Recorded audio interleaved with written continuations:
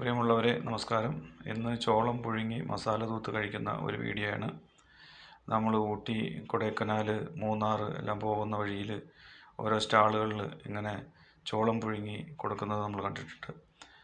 ഫുള്ളായിട്ട് ചോളം പുഴുങ്ങിയതിന് ശേഷം അതിൽ അവരൊരു പ്രത്യേക മസാല തൂത്ത് അതുപോലെ തന്നെ ചെറുനാരയും കൂടി തൂത്തിട്ട് നമുക്ക് തരും. നല്ല ടേസ്റ്റാണ് അത് കഴിക്കാൻ.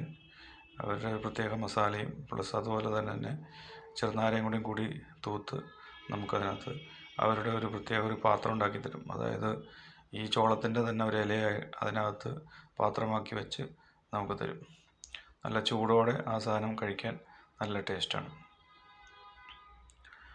അങ്ങനെ ഒരു ടേസ്റ്റി ഫുഡ് ഞങ്ങൾ കഴിച്ചു.